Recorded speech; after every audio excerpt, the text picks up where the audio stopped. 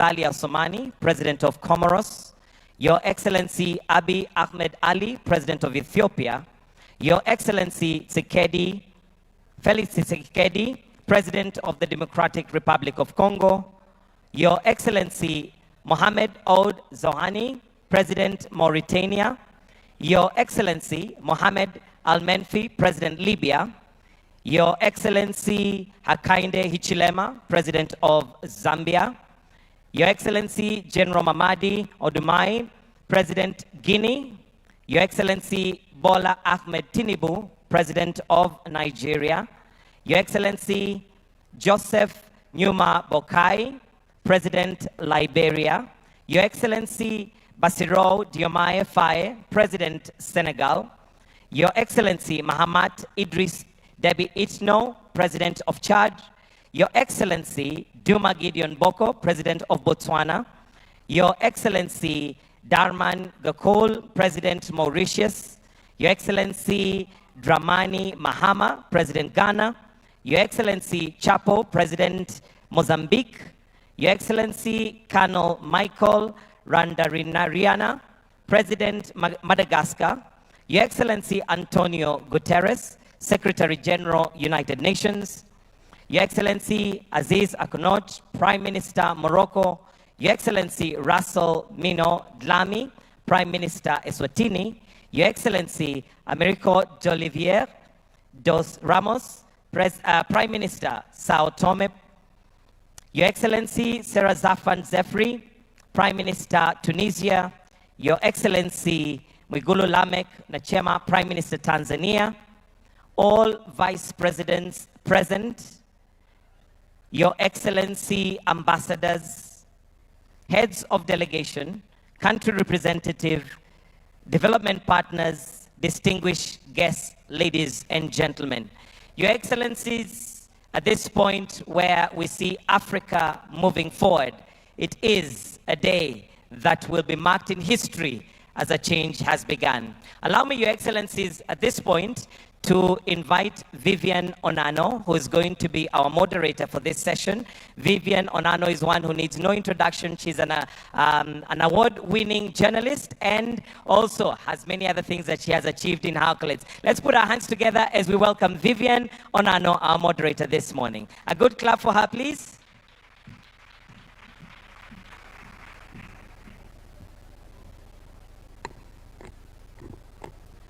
Thank you, Mr. Mike Gitonga, for the kind introduction. Excellencies, heads of states and governments, distinguished ministers, captains of industry, members of the diplomatic corps, fellow young leaders, ladies and gentlemen, good morning. Bonjour, bon dia, salam alaikum. Welcome to the Africa Forward Summit 2026 under the theme Africa-France Partnerships for Innovation and Growth. It is my distinct honor and privilege to serve as the moderator for this presidential opening session. Please allow me to begin by expressing sincere appreciation to our co-host, Son Excellence, Monsieur Emmanuel Macron, President de la République Française, Son Excellence, Dr. William Samoei Ruto, President de la République du Kenya. Please join me in giving their excellencies a warm round of applause for their leadership and commitment to strengthening a renewed Africa-France partnership grounded in mutual respect, mutual cooperation, and shared prosperity. A big round of applause to their excellencies. Excellencies, we gather here today at a defining moment in global history. The world is resetting, and increasingly, Africa is becoming central to what comes next. Today, Africa is the youngest continent on Earth, with a median age of just 19 years. By 2050, 1 in 4 people in the world will be African. This is not simply a demographic reality. It is one of the greatest economic opportunities of our time, if properly invested in. Otherwise, it also risks becoming a major liability. Because when we speak about Africa Forward, we are fundamentally speaking about our young people. Young Africans are already driving transformation across this continent, and this was clearly demonstrated yesterday at the Youth Future Makers Forum, where both President Macron and President Ruto actively engaged with young leaders and entrepreneurs.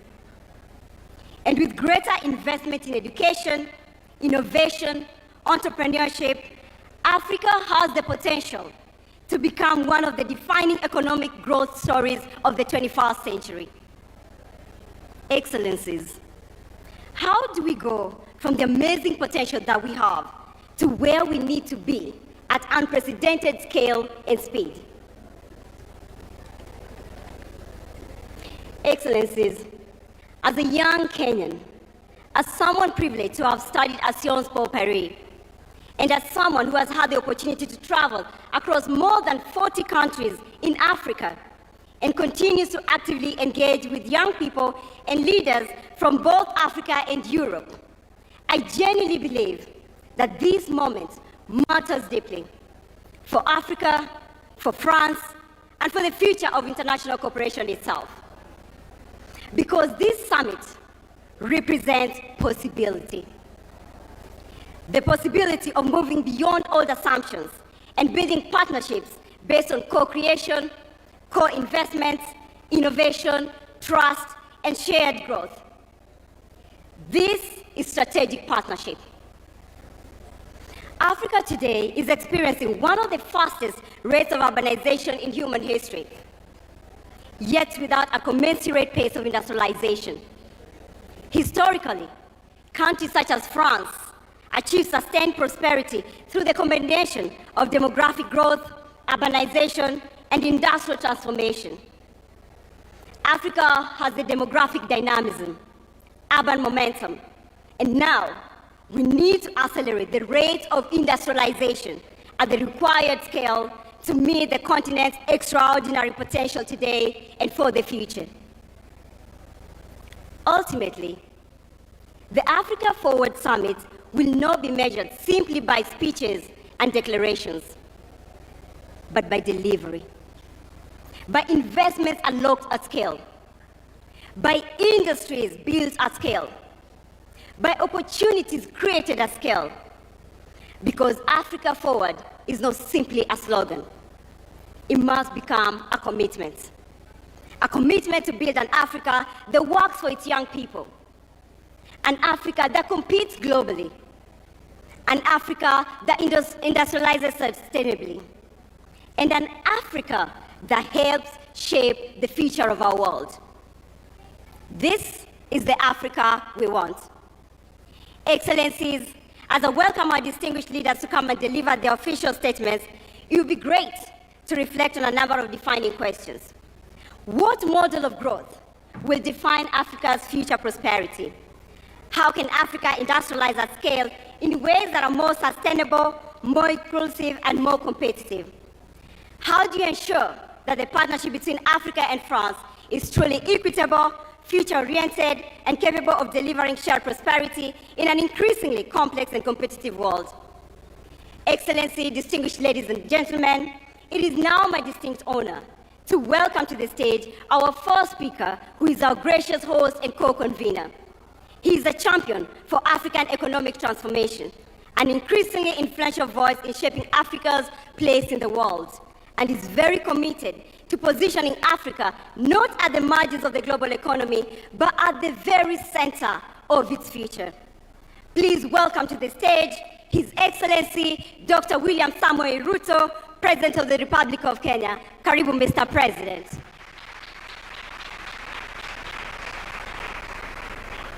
Thank you so much, Mr. President. Thank you. Your Excellency Emmanuel Macron, President of the French Republic and co-chair of the Africa Forward Summit 2026. Excellencies, heads of state and government, honorable ministers, captains of industry, distinguished delegates, ladies and gentlemen. It is a profound honor and privilege to welcome you to the Africa Forward Summit 2026 here in Nairobi, Kenya, the cradle of humankind, the birthplace of our shared human history and the origin of wonder. Wherever you come from, you are not merely visiting. You are returning to the very beginnings of humanity. And so, with warmth, friendship, and pride, I say to you all, welcome home. Bienvenue chez vous, karibuni nyumbani. We gather, ladies and gentlemen, at a profound, consequential moment in global affairs. The foundations of international order are being reshaped by deepening geopolitical divisions, persistent conflicts, economic volatility, climate pressures, and widening inequalities. Long-standing assumptions about global stability, cooperation, and prosperity are being tested as never before. At the same time, shifting centers of influence, changing trade alignments, and the reconfiguration of global supply chains are redefining the architecture of the world economy itself. Yet, in moments such as this, fragmentation cannot be the answer, nor isolation the strategy. The times before us demand stronger cooperation, renewed multilateralism, and partnerships grounded not on hierarchy, but in sovereign equality, mutual respect, and shared responsibility. It is not how we do it. It is in that spirit that we convene this summit, grounded in our shared conviction that enduring partnerships must not be built on dependency, but on sovereign equality, not on aid or charity, but on mutually beneficial investments, and not on extraction or exploitation, but on win-win engagements. Excellencies, ladies and gentlemen, Africa and France have a unique opportunity to forge a forward-looking partnership that delivers shared progress while advancing Africa's long-term economic transformation. Africa approaches this summit not from the margins of global affairs, but as a strategic actor in its own right, endowed with vast natural resources, expanding markets, and one of the greatest reservoirs of youthful talent and innovation anywhere in the world today. We all know by the year 2050, 1 in every 4 people on earth will be African. That reality alone will shape the future of labor, will shape the future of markets, urbanization, energy demand, and global economic growth. Over the course of this summit, our deliberations will focus on priorities fundamental to Africa's development trajectory and long-term prosperity. Among them, domestic mobilization of resources for Africa's development at scale, reforms of the international financial architecture, development of transport, logistics, and connectivity infrastructure, energy transition and green industrialization, and of course, youth skills development to foster creativity, innovation, entrepreneurship, and AI-driven transformation. First, we must confront with honesty and urgency the question of how Africa finances its own transformation. The era in which Africa's development was principally framed through aid, dependency, and unsustainable borrowing must give way to a new paradigm grounded in investment, innovation, domestic resource mobilization, and strategic partnerships built on sovereign equality and mutual benefit. Because Africa is not part of the global problem, Africa is in fact the solution to the global challenges that exist today, including those of Africa. Our continent possesses vast natural resources, critical minerals, fertile land, immense renewable energy potential, expanding consumer markets, dynamic entrepreneurs, and the youngest population in the world. What Africa requires today, friends, is not charity, but investments, not extraction, but value creation, not dependency, but mutually beneficial partnerships capable of unlocking shared prosperity. That is the essence of the Africa Forward Summit. It is about recalibrating Africa's place in the global order. It is about redefining engagements with Africa, including with long-standing partners such as France, away from outdated models of aid and asymmetrical dependency towards a framework anchored on investment, enterprise, innovation, industrialization, and mutually beneficial cooperation. And we are very clear about this. The current international financial system remains structurally unequal. African countries continue to face disproportionately high borrowing costs, constrained access to concessional financing, and distorted risk perceptions that are frequently disconnected from economic realities that exist in this continent. The bias embedded within global credit rating systems continue to penalize African economies, increase the cost of capital, and discourage long-term investment into productive sectors. This imbalance is neither sustainable nor just. It is one of the principal constraints on Africa's ability to finance infrastructure, industrialization, climate adaptation, and economic transformation at the scale that is required.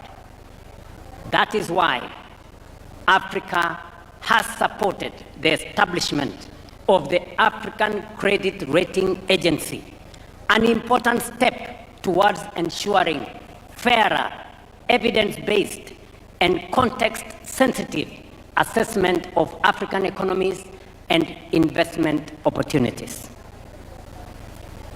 Its purpose is not to replace existing global institutions, but to correct long-standing distortions in risk perception that continue to increase the cost of capital for African countries and continue to discourage long-term investment into productive sectors. At the same time, we must recognize that the World Bank and the International Monetary Fund alone cannot finance Africa's development ambition. We have to be realistic. Even as reform efforts continue, the scale of Africa's transformation requires us to rethink the sources, structures, and instruments of development finance itself. Africa must increasingly finance Africa. Let me repeat that. Africa must increasingly finance Africa. What do I mean? Across our continent, enormous pools of domestic capital remain underutilized. Africa today holds more than $4 trillion in long-term domestic savings, including over $1 trillion in pensions and insurance assets, and more than $500 billion in central bank reserves. I am not talking about Europe, I'm talking about Africa. Yet, paradoxically, while this capital exists within African economies, governments across our continent continue to struggle to finance critical infrastructure, transport corridors, energy systems, industrial parks, logistics networks, and even affordable housing. There is capital in Africa, but Africa's development projects remain starved of financing. The issue, therefore, is not liquidity. It is risk architecture. That is why Africa is laying the foundation of a stronger, more resilient, and more self-sustaining financial architecture.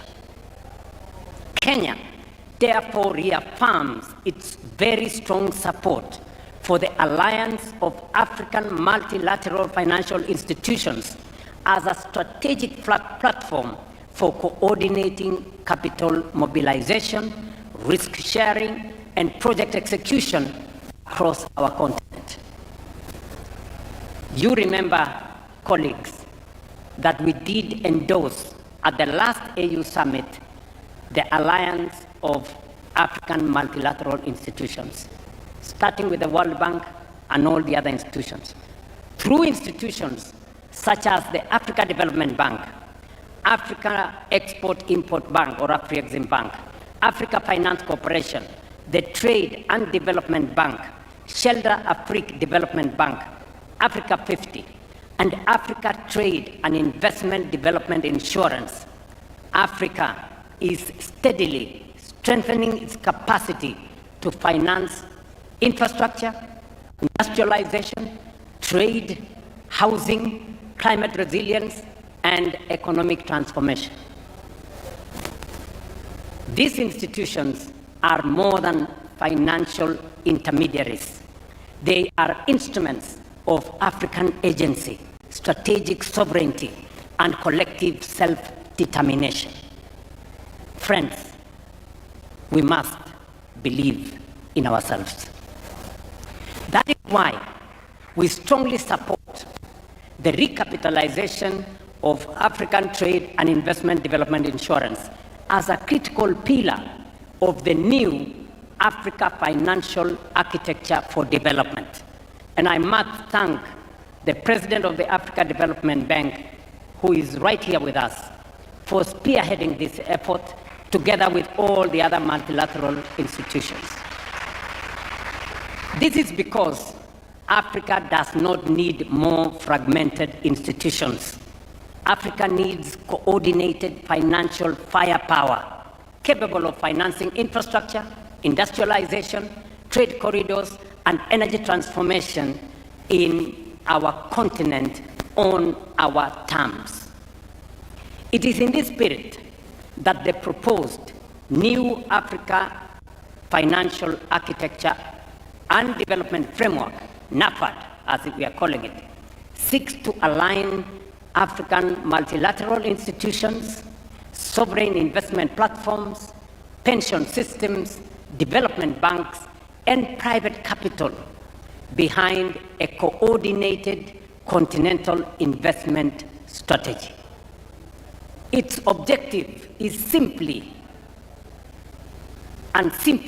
but transformative: to retain more African savings within Africa and channel them into productive, bankable, and transformative sectors of our economy.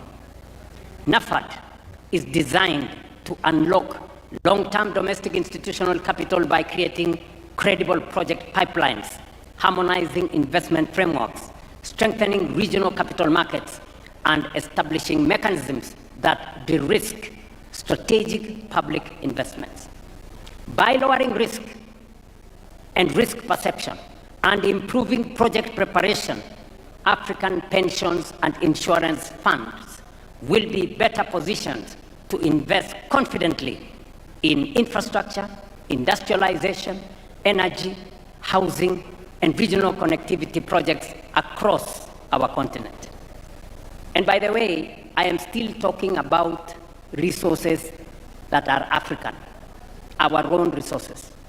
Ultimately, NAFAD represents Africa's collective effort to build financial sovereignty by aligning African institutions, African savings, and African capital markets behind Africa's development priorities.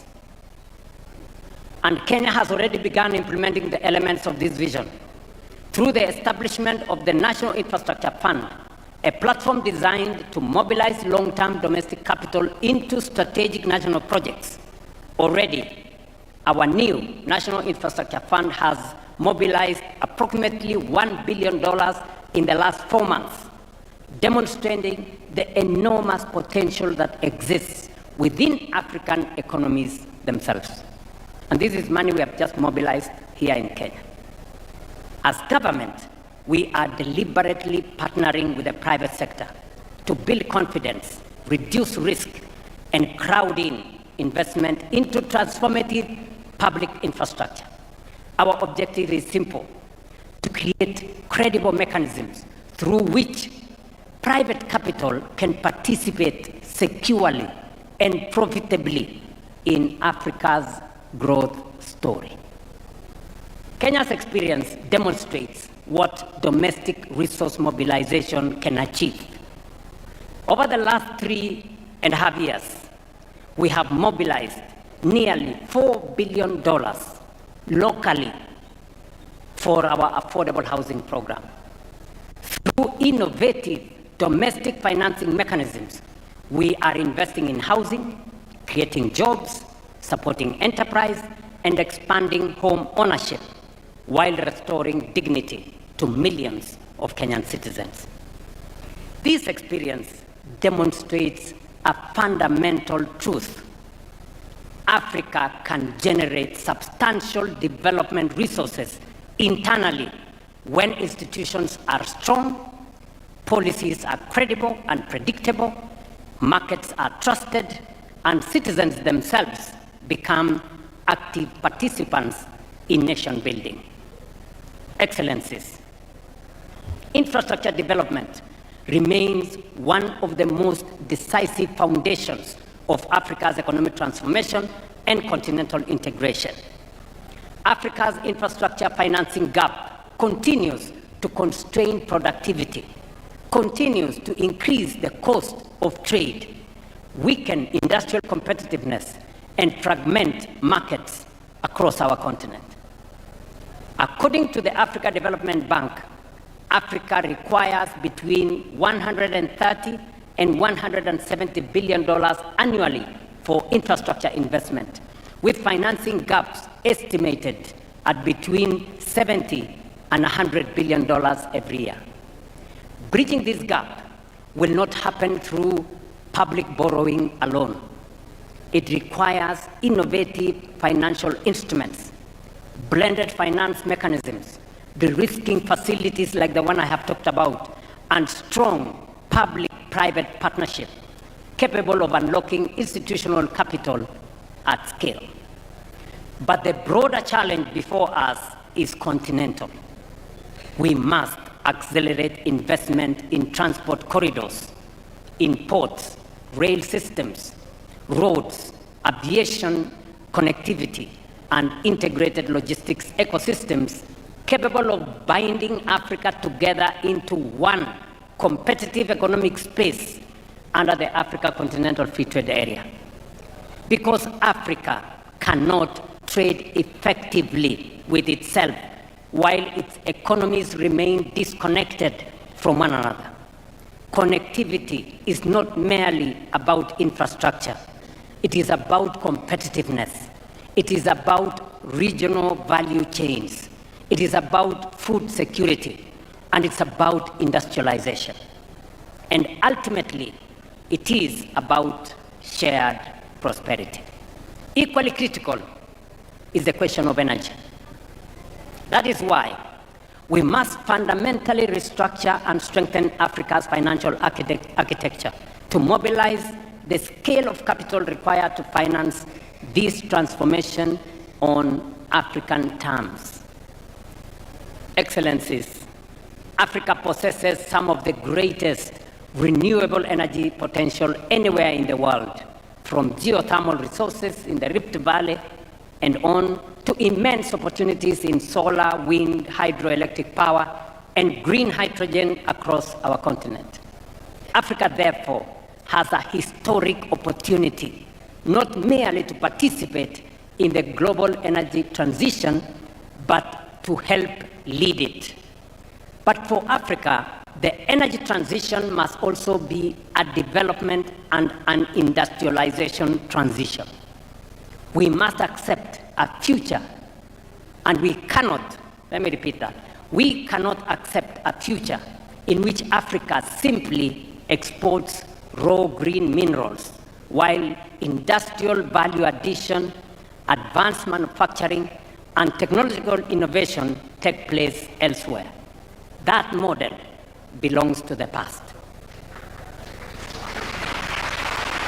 Africa must become a competitively industrial hub powered by clean energy, modern infrastructure, innovation, and strategic investment partnerships. Green industrialization presents our continent with an opportunity not only to contribute meaningfully to global climate solutions, but also to create jobs, expand manufacturing capacity, strengthen exports, deepen regional value chains, and accelerate structural economic transformation. Excellencies, ladies and gentlemen, perhaps Africa's greatest strategic asset is its people.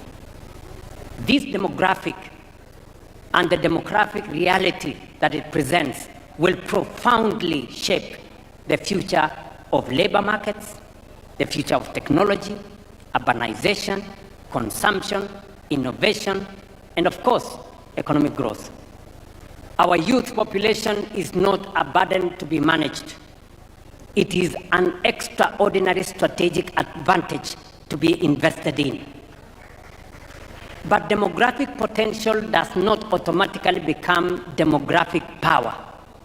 It must be deliberately cultivated by education, skills development, research, digital inclusion, entrepreneurship, and technological innovation.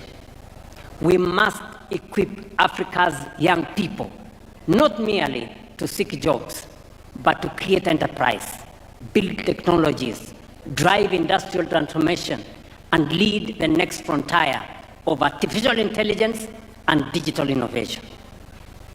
And across our continent, this transformation is already underway.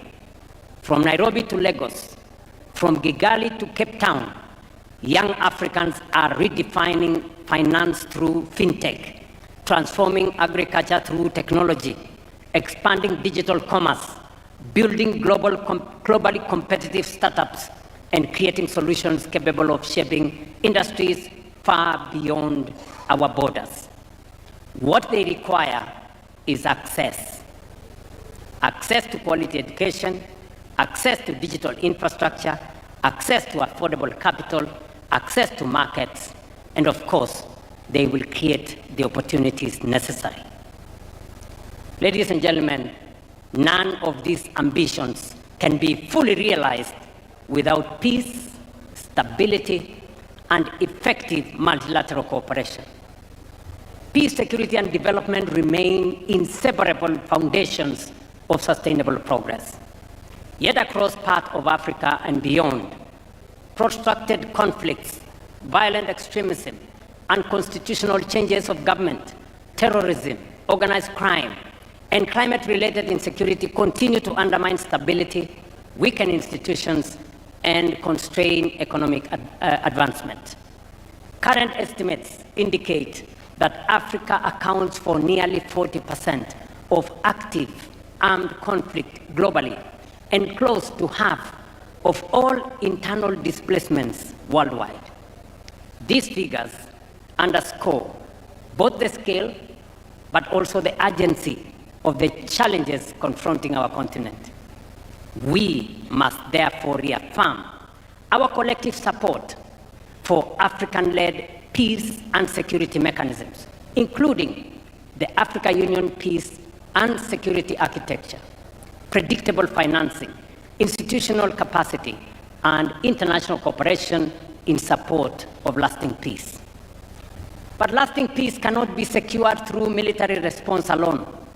Peace requires confronting the structural drivers of instability: poverty, exclusion, unemployment, inequality, weak institutions, climate vulnerability, and the absence of economic opportunity, particularly for young people.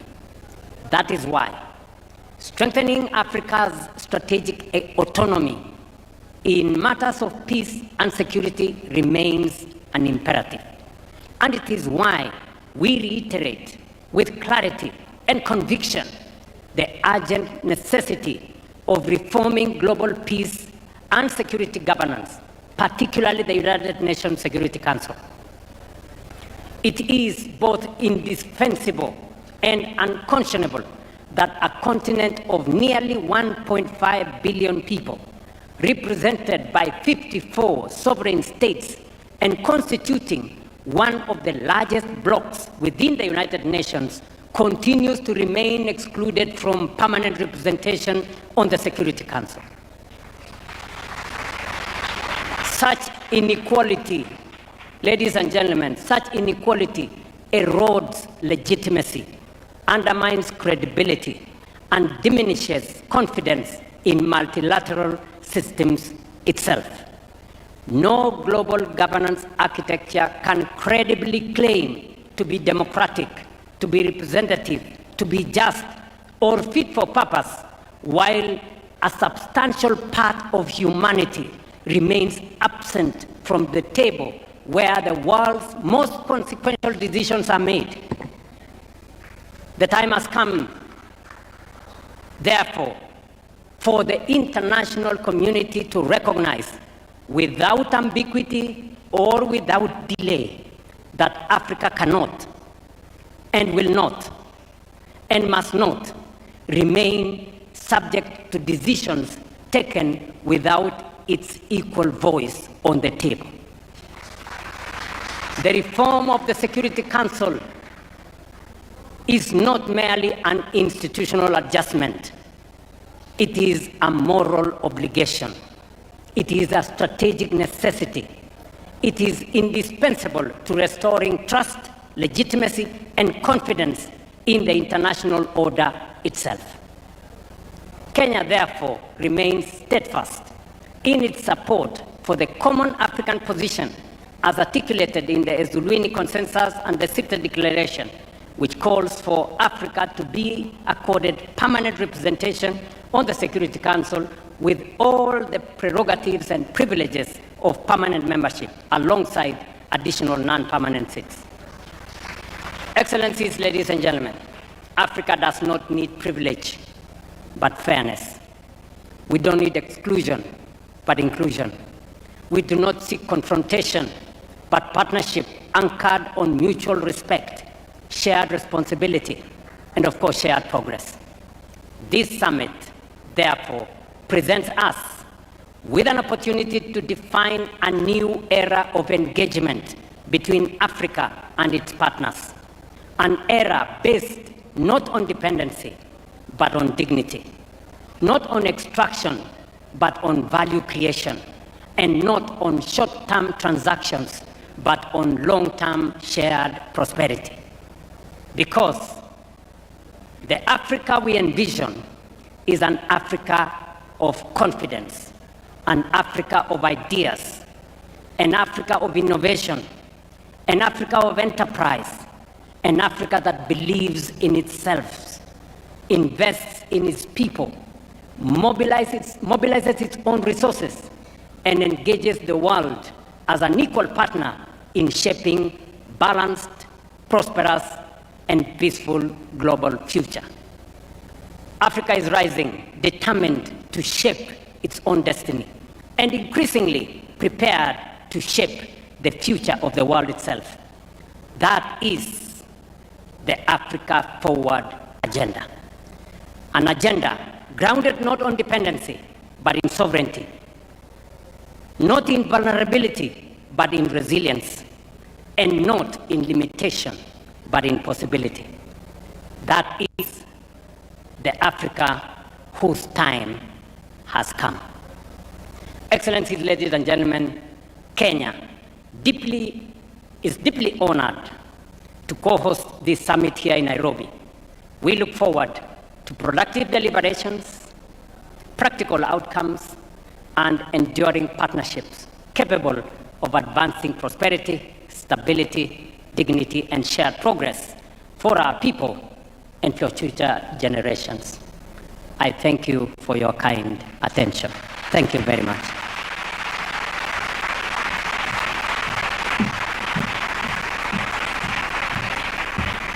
Thank you, Your Excellency, for the warm welcome and for reinforcing Africa's economic position today and the importance of partnerships such as the Africa-France partnership. Asante sana, Your Excellency. And now it's my profound honor to welcome to the stage our next speaker, who is also our co-convener. He's a global leader who has consistently championed international cooperation and a world of rules-based order, has been at the forefront of advancing dialogue on global economic reform and strategic partnerships between Africa and France.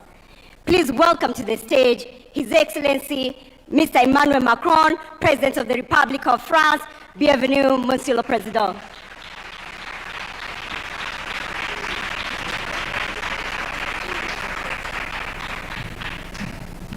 Thank you so much. Mr. President, dear William, Your Majesty, Head of States and Governments, Secretary General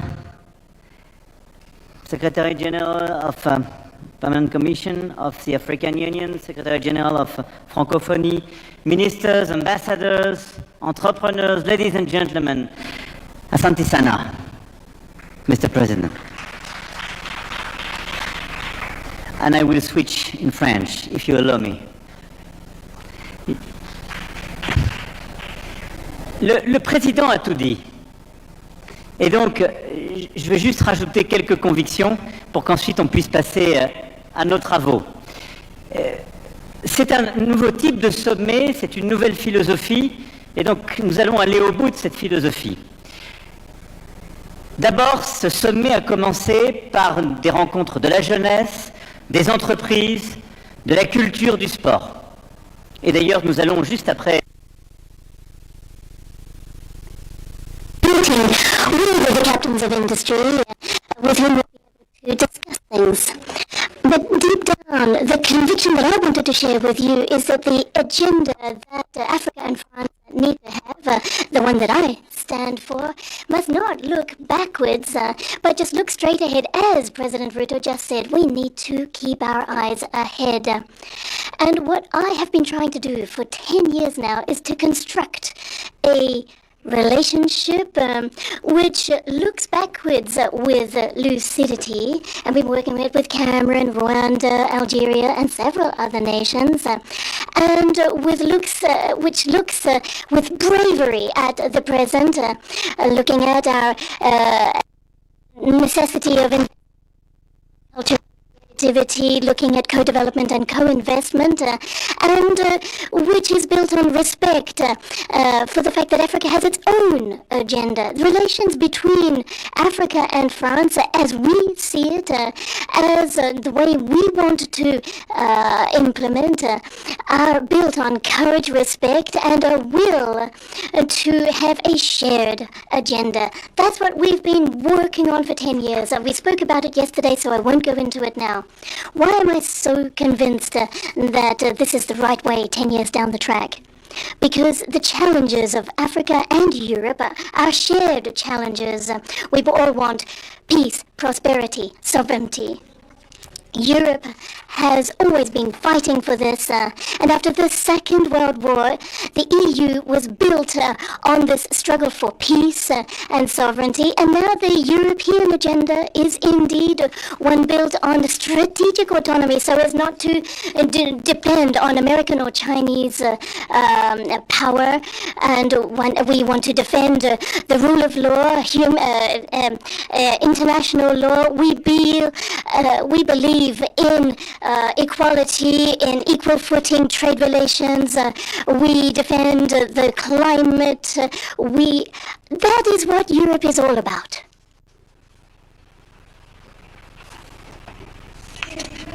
And that is the exact same challenge that Africa has before it. What Africa wants is peace, prosperity, and independence. And deep down, this partnership that is embodied here in this Africa Forward Summit is a bond between Africa and Europe. This is what France is working for: peace, prosperity, and this this strategic independence. It's a very powerful thing, and if we can do this, then it will enable us to reconstruct together a multilateral order that has been thrown into upheaval, been jeopardized, affects all of us, and deep down this can be a strong basis for moving forward together. And in terms of peace, I don't want to repeat what President Ruto said. Peace is going to require African unity, and I really firmly believe this, and I'm delighted to see so many of my brothers here, heads of state and government from so many nations who have come to Nairobi. I know that you're all very busy, so I'm very grateful to you for making this, because it really does share this image of a united continent, from Maghreb right down to the Indian Ocean, the south of the continent, Western Africa, Central Africa, and Eastern Africa. Remember, all of these different parts of Africa, given that it is so large, are all part, nonetheless, of one continent with a shared agenda. Which means that if we want to be beside you, it means that we have equal representation, better representation for Africa in international instances such as the UN, the financial institutions, and we want it represented in the Security Council of the UN. As we have also been fighting for Africa to have a permanent seat at the G20. We've been fighting for this for years, and we've now made it a reality.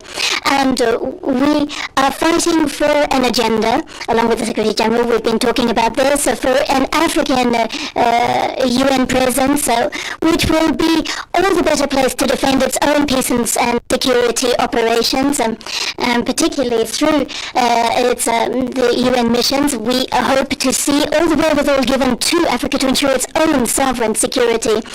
The African continent needs better representation, and Africa has the capacity to build on its strengths. So what we stand ready to do is assist you financing that with a reworked security arrangement which is respectful of the sovereignty of each African country, but never eclipsing each nation's sovereignty. And I'm delighted to hear from your introductory remarks a moment ago that we can build together a shared agenda to overcome the peace and security challenges that we face, and continue to work together so that the whole of the UN can move forward on a more equitable basis. Prosperity next. With President Ruto, I was discussing this. I think that he is absolutely right when he's talking about the prosperity of the continent. It's clear, it's simple. Now, what I'm offering is not to offer assistance. Those days are behind us, and we know that there are budgetary challenges in some instances, security challenges in others. These are realities that we need to be realistic about, but we need to rethink our North-South relations. And we need to look with lucidity at all of the cross-cutting benefits that Africa can derive from its diaspora. Those who are working very, very hard in many of our countries and send remittances back home are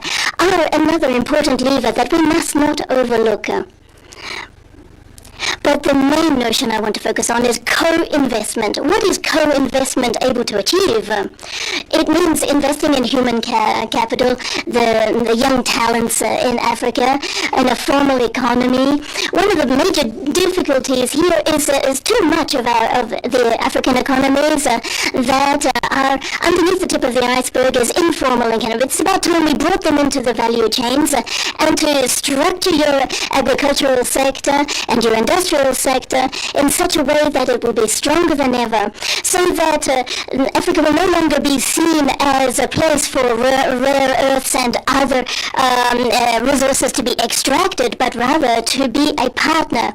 So we are working towards a transformation of investment relations, investing in value chains, energy, sustainable development, building on your strengths and your youth and your talent. And this is what the Business Roundtable is hopefully going to enable us to structure by looking at investing in AI, health, the blue economy, and sustainable agriculture. So what we need to do is look at the partnership that we want together through a logic of investment. And this is where we see this agenda of prosperity and sovereignty altogether. Getting Africa forward on the economic level means greater sovereignty and autonomy. It's important for Europeans as well to have more strategic autonomy in its partnerships. We need to ensure that we do not become dependent on the two major powers who in some ways look like they're going to eclipse everything. And it's not just France and Europe today who are going to mobilize all of the critical minerals or rare earths that we're going to need for the future. It's neither France nor Europe that will be here giving you diktats on the way forward. No. Those days are way behind us. No, the European agenda has every interest in seeing you march strongly towards a sovereignty and autonomy, because they're the same goals that we have. And if you are successful in this hunt for sovereignty, be it with agriculture, with economy, or wherever, then you are also offering more solutions to us. So your success is our success. So when you invest in your populations and have them succeed, that means fewer people feel in poverty. And so this again is our success and your success hand in hand. So here what I want is for all of us to take a leap together. This is not an agenda which is univocal, which is top-down from Europe to Africa. No way. It is an equal footing partnership built on mutual respect. And we're going to build this together with respect, lucidity, and courage. And that is why, if we're going to be successful in this, we need business leaders, and that's what we announced yesterday. And this is a big first, 23 billion euros of investment in the private sector. These are for industry, for firms in the fully private sector companies in Africa. These 23 billion euros of investment is 14 billion for French firms in Africa, 9 billion in investments for African businesses on our continent. On your continent. And so this, we're hoping, will be the jolt that we need to inject more momentum into the process. All of this is going to, as President Ruto said, be based on quite simple things. A new partnership, a new vision for managing resources, for sustainable agriculture, for having tax and financial policies that are more consistent.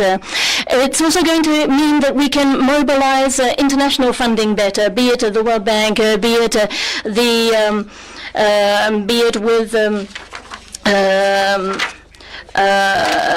the IMF and with other international, with special drawing rights, with all kinds of mechanisms and debt restructuring that can move us all forward.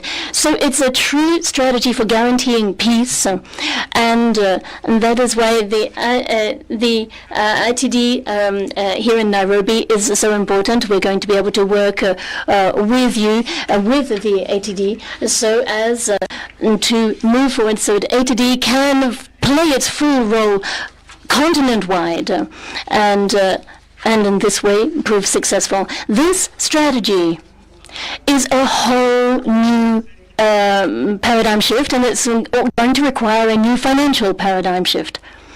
And this is all part of our shared strategy. Other than that, I would say President Ruto said what I wanted to say, that I think this summit embodies our new partnership, and I think he said it better than I ever could. So I want to endorse what he said. In a moment's time, we will be meeting with business leaders, and we'll be discussing growth. We'll be discussing finance and investments, and then after that, we're going to have the outcome of this Africa Forward Summit with the declarations of those investments. And then together with President Ruto, we're going to bring to the G7 in Evian, on behalf of all of you, the message from this forum. And then throughout the year, at the IMF, World Bank, at the UN, we are going to showcase and push this shared agenda. And that is why this summit, in my opinion, is going to enable us to jointly set forward our upcoming path. So I don't want to take up any more of your time, dear ladies and gentlemen, but I just wanted to extend my thanks to President Ruto for agreeing to host this outstanding summit here in Nairobi. And I'm delighted to be here with you, with my brothers and sisters from all around Africa. And I'm looking forward to working on all of the input that we can pool your strengths, your energy, so that we have a new African-French partnership. This agenda for peace and prosperity is something that I truly aspire to. And it's something that, with a lot of respect and humility, that I want to put at the service of this continent, the world's youngest continent. And even last year, we had the strongest rate of growth from around the world. So it's not only the continent of the future, it's already a power and a strength in the world today. And I am proud to be standing at your side and to try humbly to build with you this agenda in which we will be investing heavily. We want to work with you. Long live friendship between Africa and France. Thank you.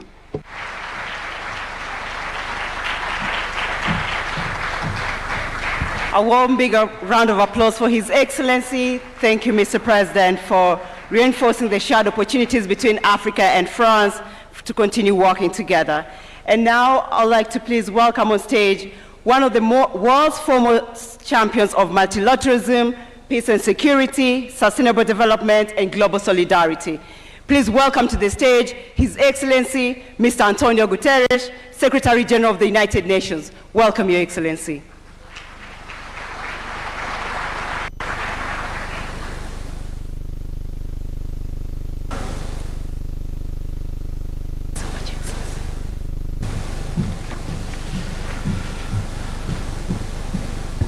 President William Ruto, President Emmanuel Macron, congratulations. Congratulations for convening this Africa Forward Summit, and congratulations for forging this renewed partnership between France and Africa for African development. Your Majesty, Excellencies, ladies and gentlemen, the name of this summit captures the moment and the mission: Africa Forward. Forward through one of the most turbulent global moments in living memory.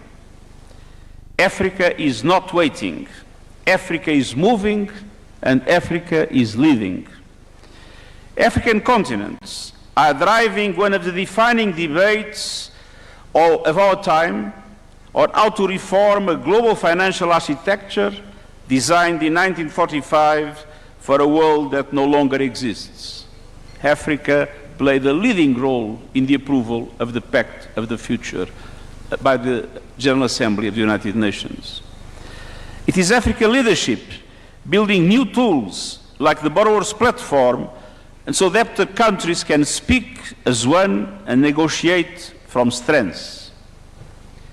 Challenging the credit rating systems that locks too many of the borrowing tools they need.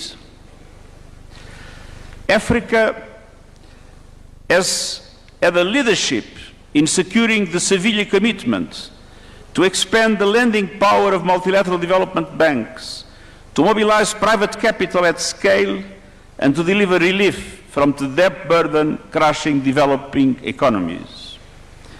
It is African leadership through the African Development Bank that is advancing a bold vision to reform the continental's financial architecture from within, mobilizing African resources for African priorities and prosperity.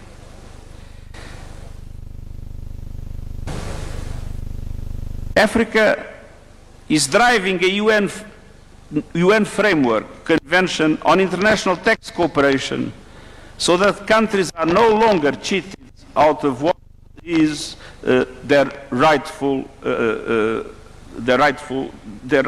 what is rightfully theirs.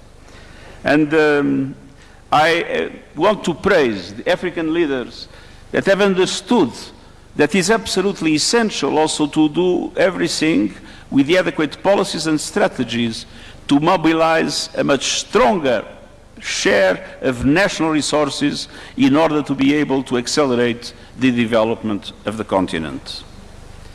And it is African leadership, alongside the small island states and other developing countries on the front lines, that has placed the climate emergency where it belongs, at the center of the global agenda. This is not a continent waiting for solutions, this is a continent producing them. But let us be honest about what stands in Africa's way. A global system designed without Africa and still largely operating without Africa, perpetuating century-old injustices. A continent of more than 1.5 billion people with no permanent seats on the UN Security Council, as was referred by President William Ruto.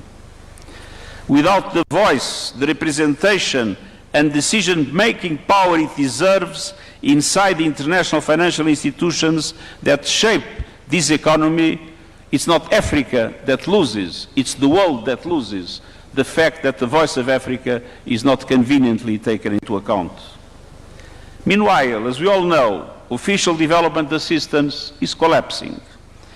Aid budgets cut, partnerships unwound, commitments walked back just as the need is greatest. So this is not only a financial crisis, this is a crisis of solidarity. Take climate change. Africa did not cause it, yet the continent is warming faster than the global average, bearing the harshest consequences in displaced communities, lost harvests, and economic shocks. Today's global energy turmoil, volatile fossil fuel markets, fragmented trade is deepening fiscal stress, inflation, and stunted development across the continent. Africa must be at the center of climate justice. The continent holds 60% of the world's best solar potential and receives 2% of global clean energy investments. With the right finance, Africa could generate 10 times more electricity than it needs by 2040 entirely from renewables. Yet, 600 million Africans still live without electricity. And 1 billion still rely on unclean cooking, a crisis that takes 800,000 lives a year, mostly women and children, mostly out of sight. And on average, the continent faces borrowing costs twice as high as OECD countries as an average, draining resources that should be building the future. That is not a market verdict on Africa. It is a verdict on the injustices of the system. The continent also holds extraordinary reserves of the critical minerals the green transition depends on. For too long, the pattern has been the same. Africa's resources have been extracted, the value captured elsewhere, the environmental damage left behind. The United Nations panel on critical energy transitions minerals points the way. Fair value chains, in-country processing and manufacturing, transparency, environmental and human rights standards, and meaningful benefits for affected communities. No more exploitation, no more plundering. The people of Africa must benefit first and most from the resources of Africa. And going back to climate change, adaptation must no longer be an afterthought. The adaptation finance gap must be closed.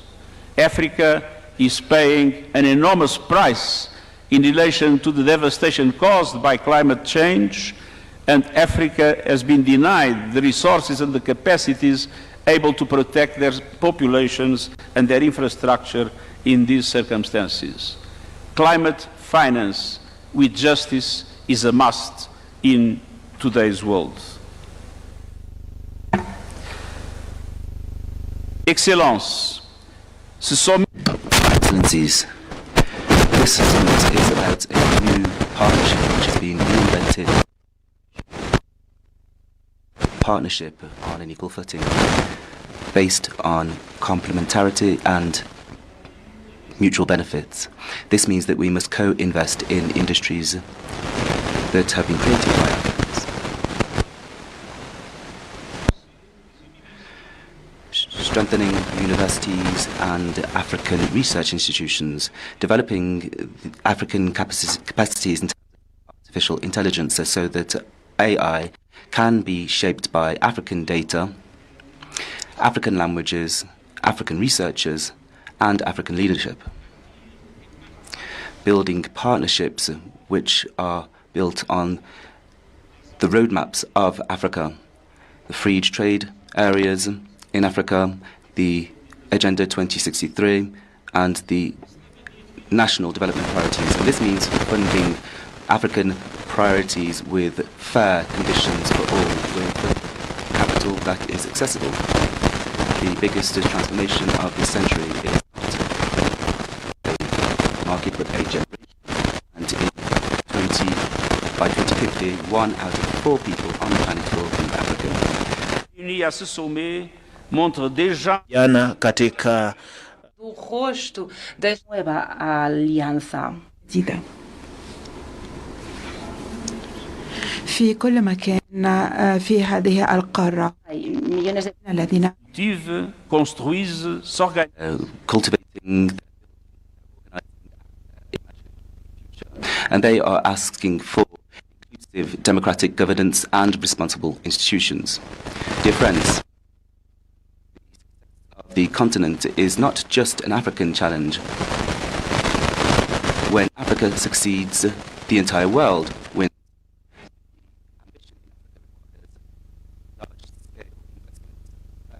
National systems and partnerships built on mutual respect together.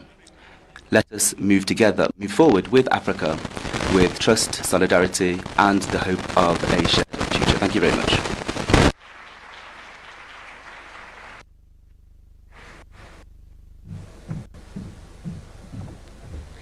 Another big round of applause for His Excellency. Thank you so much. And now I'd like to welcome our next speaker, who is a distinguished African diplomat, currently leading Africa's premier continental institution. He's a steadfast champion of continental integration and multilateral cooperation. Please welcome the African Union Commission.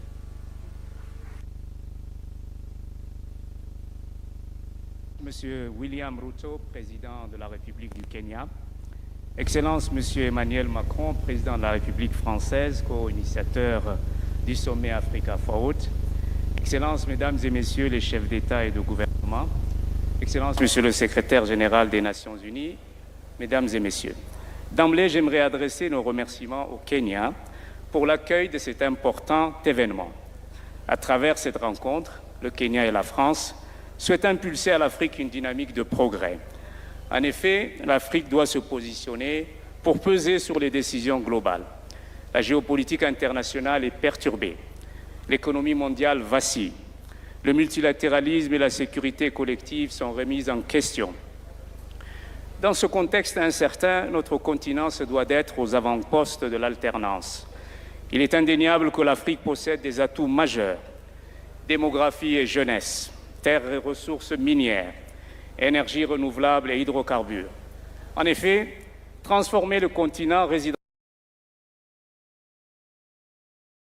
the transformation of these assets into advantages, diversifying our economy. This is part of the recipe for success. Excellencies, ladies and gentlemen, it is possible to welcome technology at a lower cost to train young people and our women. Energy will be the major factor. The competitiveness of our economy will require affordable capital. It is estimated that $690 billion, with 80 billion of illicit financial flows and 115 billion in annual additional costs.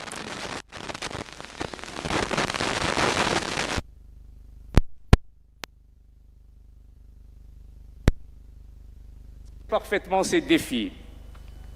Les solutions viendront de la cohérence de nos politiques, de l'engagement sans réserve de nos États membres et de la stabilité à travers le continent. Les institutions multilatérales sont appelées à être proactives. More balanced partnerships and the cost of development are fundamental principles of global governance. Africa stands ready to take on greater responsibility on the international stage and in particular in the global south. Excellencies, ladies and gentlemen, peace and stability are an important challenge on the continent. Security must no longer be an obstacle to investment on our continent. It is therefore imperative to ensure that we do this without hesitation. The African Union Commission has made this an absolute priority. It has become irrelevant when I listened to our presidents here, in particular President Ruto. He touched upon all the issues I wanted to raise, but let me conclude my very brief remark by saying this. The future is for the African continent. The African continent will be the powerhouse of global growth. So let us work together, let us put our energies together and move forward. And I thank you.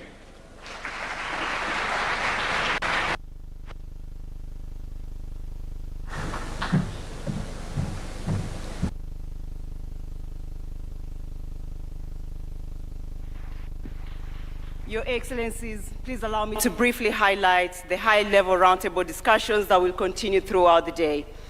Immediately following the opening session, we'll proceed to the high-level plenary on energy transition and green industrialization in the adjacent room, Savo B. It's just right next. This will be followed by a high-level working lunch session on the reform of the international financial architecture, Savo C. Following the lunch working session will be a plenary on peace and security. Thereafter, we will then transition into parallel roundtable discussions on artificial intelligence and digital technologies, blue economy, health, and agriculture. In parallel, there will also be a special session on Congo Basin Climate Commission ahead of the closing ceremony. To ensure the smooth flow of the summit proceedings, members of the organizing team will be available throughout the venue to provide guidance. Excellencies, distinguished ladies and gentlemen, please give a big round of applause to our open plenary speakers. Thank you. Thank you. Thank you very much. God bless Kenya. God bless Africa. God bless France. Asanteni sana. Allow me to hand over to Mr. Mike Gitonga.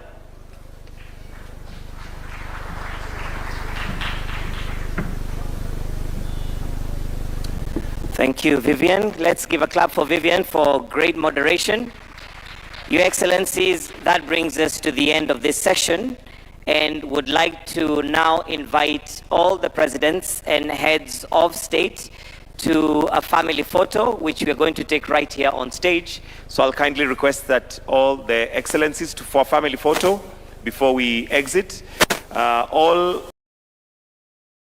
President of French Republic and co-chair of the Africa Forward Summit, Excellencies, heads of state and government, distinguished delegates, ladies and gentlemen, as we draw down this summit here in Nairobi to a close, we do so with clarity, with confidence, and with renewed sense of purpose. Over the past 2 days, we have not gathered in vain. We have come together to define a new direction, a direction grounded in equitable partnership, investment, innovation, and most importantly, African agency. With our friend, the Republic of France, we have held intense and constructive conversations based on respect and a commitment to multilateral order that works better. Under the leadership of President Macron, our partnership has been imbued with new energy, dignity, candor, flexibility, and most importantly, trust. For this, and for his continued commitment to shaping a new forward-looking partnership between the West and Africa, Mr. President, we thank you very much. Thank you very much. I say here without fear of any contradiction that your courage to recalibrate the relationship between the West and Africa, you have taken the lead and you have demonstrated to us that you are a true friend. I also extend our sincere appreciation to heads of state and government, heads of delegations, leaders of institutions, and all other delegates whose participation, insights, and commitment have enriched these deliberations and strengthened our shared resolve. We leave this summit with a shared understanding that Africa cannot continue to occupy the margins of global financial system while carrying some of the greatest economic potential anywhere in the world. The current global financial architecture continues to impose very high borrowing costs on African economies, constraining development financing, and limiting the ability of our nations to invest at scale for required transformation. Africa, therefore, must have a stronger voice in shaping the rules that govern global finance, trade, technology, and development, because the future of the global economy will increasingly be shaped by Africa's people, Africa's markets, Africa's energy potential, Africa's minerals, Africa's innovation, and Africa's ideas. And this summit has made one thing unmistakably clear. Africa is not approaching the future with hesitation. Africa is approaching the future with ambition. We have seen very strong commitments on energy transition and green industrialization because we understand that no country can industrialize in the dark. We have advanced discussions on digital infrastructure, artificial intelligence, and innovation because Africa must enter the AI age, not only as a consumer of technology, but as a developer of technology. We have strengthened partnerships around food systems, manufacturing, healthcare, and the blue economy because Africa must create value from its own resources and expand opportunity for its own people. Above all, this summit has affirmed a new model of engagement between Africa and its partners. Not a relationship based on dependency, not a relationship defined by extraction, but a relationship grounded in mutual respect, co-investment, shared prosperity, and sovereign equality. Kenya is proud to have co-hosted this important conversation here in Nairobi, and we thank all heads of state and government, business leaders, development institutions, innovators, young people, and partners who have contributed to its success. But the true significance of this summit is not measured by the strength of our speeches. It will be measured by the strength of our delivery. The task before us now is to turn every commitment into capital, dialogue into implementation, and ambition into tangible progress for the people of Africa. Because Africa is not waiting to be invited into the future. Africa is building that future right now with our friends. And from Nairobi, we send a very clear message to the world. Africa is ready to lead, ready to partner, and ready to shape a more balanced and a more prosperous global future. President Macron, from Nairobi, and from me, on behalf of the people of Kenya, I want to say thank you very much for all the discussions we had, the commitments we had on projects and programs ranging from nuclear energy to infrastructure development, all the way to our education facilities at the Nairobi University and all the other four universities. On behalf of the government and people of Kenya, I want to say you have truly demonstrated the value of friendship.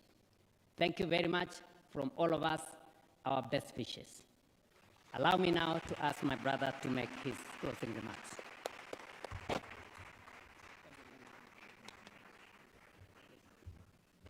Thank you very much, Mr. President, dear William, dear brother. Your Majesty, Head of State and Government, ambassadors and ministers, ladies and gentlemen, let me first thank you.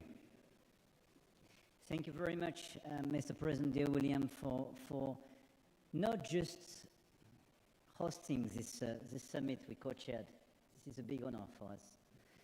But for having created a special, I would say a special taste and a special atmosphere for this summit.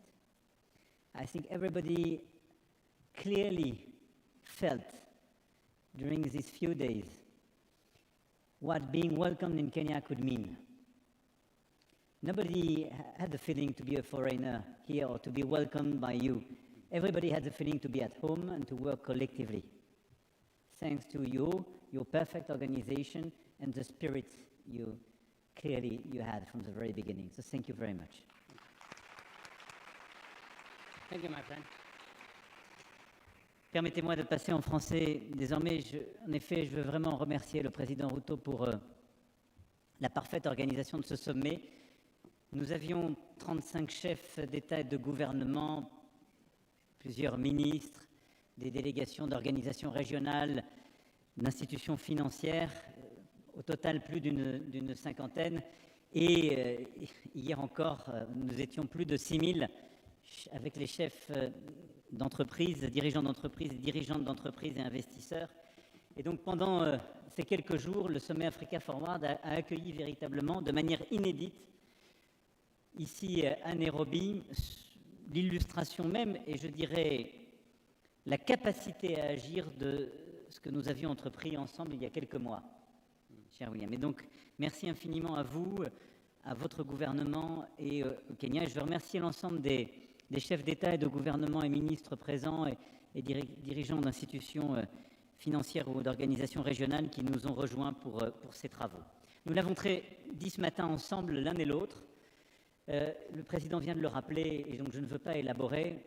Le message est clair, c'est un partenariat totalement renouvelé d'égal à égal, lucide sur les défis, ambitieux sur les réponses et tourné vers l'action que nous avons voulu. Et laissez-moi revenir sur, au fond, les résultats, pour aller dans le droit fil de ce que le président vient de dire. D'abord, le dialogue entre le public et le privé.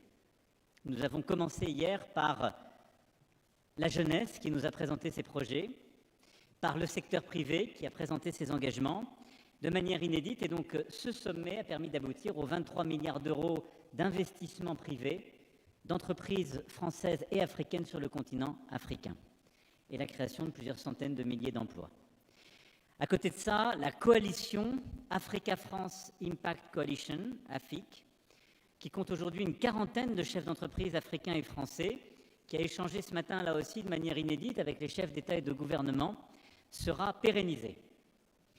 Le compte-rendu des travaux sera rendu transparent et cette coalition deviendra un outil structurant de notre partenariat économique. Et le dialogue ce matin s'est noué là aussi d'une manière, je dirais, totalement neuve.